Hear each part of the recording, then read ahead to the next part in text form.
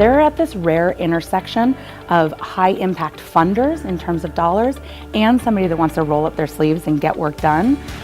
They collaborate with not only administrators and teachers, but they really value the talents and the dreams of the individual student, which I think is a really, really unique and wonderful thing and shows in all of their work.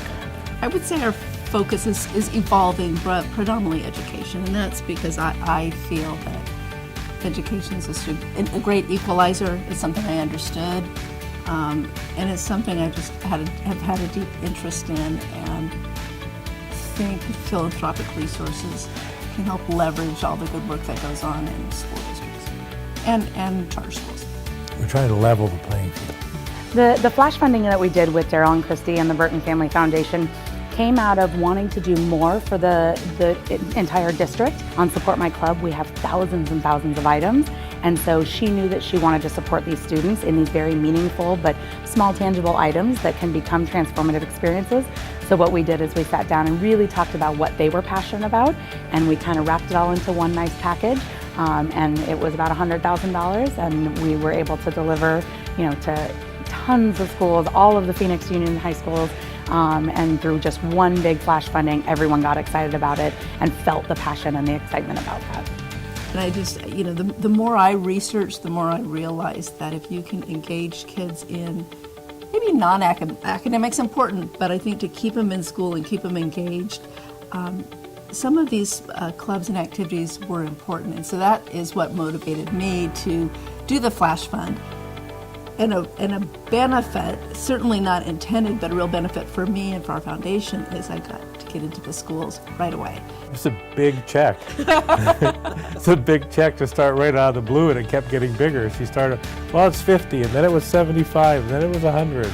My only regret, my big regret on that, I didn't realize the significance of what was going on, and I wished I had tagged along all day long to all these different schools they went to and saw all the excitement and the students going crazy and the pep rallies, and I wish I'd seen all that. I missed that because I just didn't get it at that time. Christy's support has been pivotal in Phoenix Union.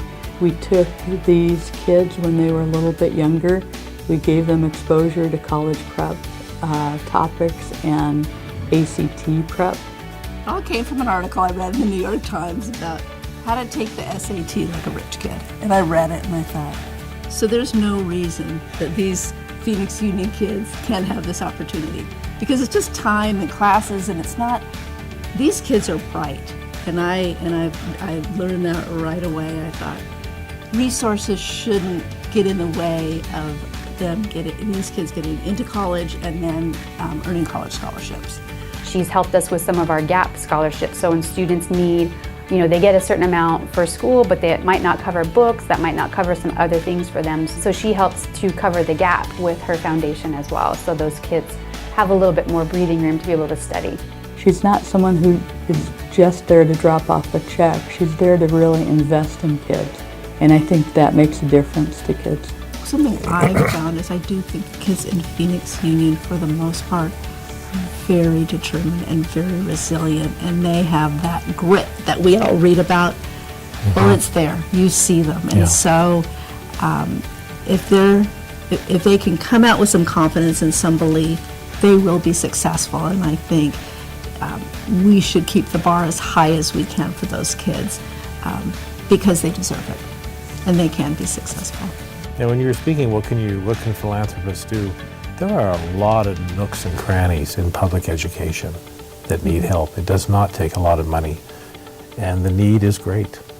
Just ask, and don't be afraid to take some risks. Don't be afraid to engage with the administration, with your idea, or with the foundation if you have an idea.